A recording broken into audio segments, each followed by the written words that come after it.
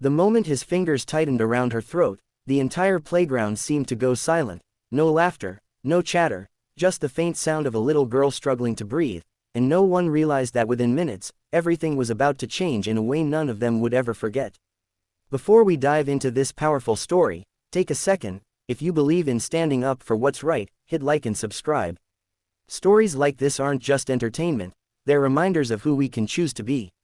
It was a bright afternoon at Ridgeway Elementary, the kind where sunlight painted everything gold and innocent. Kids ran freely, teachers chatted nearby, and life felt simple. But for 9-year-old Lily Carter, nothing had ever felt simple. Despite her soft smile and quiet nature, she carried the invisible weight of being different. Not because she acted differently, but because of who her mother was. Lily was the daughter of Victoria Carter, one of the most powerful CEOs in the country. A woman whose name appeared in magazines, whose decisions moved markets, and whose absence left a quiet ache in her daughter's life. Victoria loved Lily deeply, but love, when buried under meetings and deadlines, often feels like distance. And kids, they notice everything. Especially kids like Brandon Hayes. Brandon wasn't just a bully, he was the kind who thrived on control. Bigger than most boys his age, louder, more aggressive, and surrounded by others who feared becoming his next target. Lily had been on the receiving end of his teasing for months.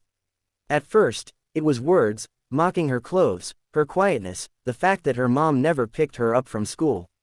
Then it escalated. That afternoon, it turned into something no one expected. "You think you're better than us?"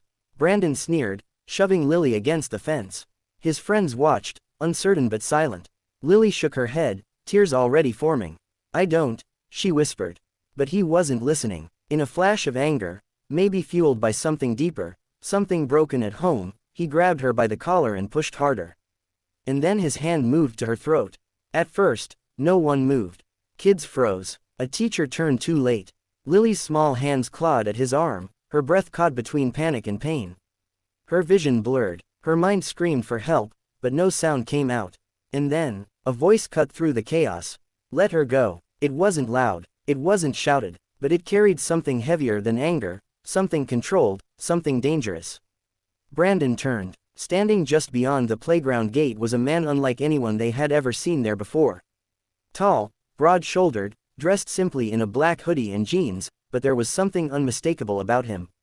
Not just his physical presence, but the way he stood, calm, grounded, like a storm waiting for the right moment. His name was Daniel Reyes. To the world, he was a former UFC champion. A fighter who had built his career on discipline, resilience, and an unbreakable will. But to one little boy watching from behind the gate, he was just Dad. Daniel hadn't come there looking for trouble. He had come to pick up his son, Mateo. A quiet kid who, like Lily, struggled to fit in. But when Daniel saw Brandon's hand around Lily's throat, something shifted. Not rage, not recklessness, control. The kind forged through years of training, of knowing exactly when and how to act.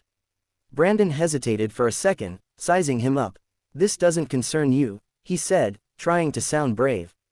Daniel stepped forward slowly. "It concerns me now." Something in his voice made Brandon's grip loosen, but not enough. And then, in a movement so fast it barely registered, Daniel was there. He didn't strike. He didn't shout. He simply placed his hand on Brandon's wrist and applied just enough pressure, precise, controlled. Brandon gasped, his fingers releasing instantly as pain shot through his arm, not injury, but undeniable force. Lily collapsed forward, coughing, tears streaming down her face. Daniel knelt immediately, his entire demeanor shifting. Hey, you're okay," he said softly, his voice now gentle, almost fatherly. "Breathe, slow." Teachers rushed over, panic setting in. Kids began whispering. Someone called the principal, but in that moment, none of it mattered. Because for Lily, someone had shown up. Something she hadn't felt in a long time. Protection. Meanwhile, Brandon stood frozen, clutching his wrist, his bravado shattered. For the first time, he looked small. Daniel stood again, his eyes locking onto the boy, not with hatred, but something far more unsettling. Disappointment. "You don't get strong by hurting people weaker than you," he said quietly. No yelling, no threats, just truth. Later that evening, the story spread like wildfire. Parents talked, videos surfaced, news outlets caught wind of the UFC champion who intervened. And then, Victoria Carter saw it. She had been in a board meeting when her assistant rushed in, pale and shaken. "You need to see this." As the video played, Victoria's world narrowed. Her daughter, struggling, alone, and then, saved by a stranger. The guilt hit harder than anything she had ever experienced. Not as a CEO, but as a mother. That night, for the first time in years, she canceled everything. When Lily saw her mother walk through the door early, she didn't know what to say. But she didn't have to.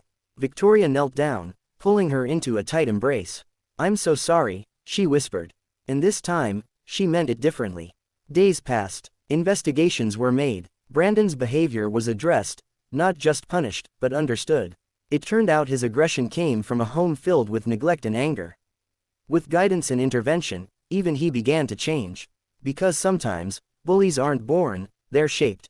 And sometimes, they just need someone to stop them before it's too late. As for Daniel, he didn't seek attention, he didn't give interviews. But one afternoon, as he waited outside the school again, Lily approached him, holding something in her hands. A small drawing. It showed a little girl, and a tall man standing beside her. "Thank you," she said softly. Daniel smiled, kneeling to her level. "You were braver than you think," he replied. Behind her, Victoria watched. And for the first time, she truly saw what strength looked like. Not power, not status, but presence. And that day changed more than just one moment on a playground.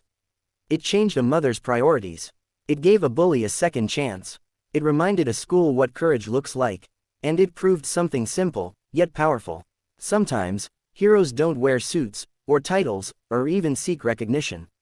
Sometimes, they're just a single dad, showing up at the exact moment someone needs them most. If this story moved you, don't forget to like and subscribe. Because stories like this remind us, every single day, we have the choice to stand up, to show up, and to be the reason someone feels safe again.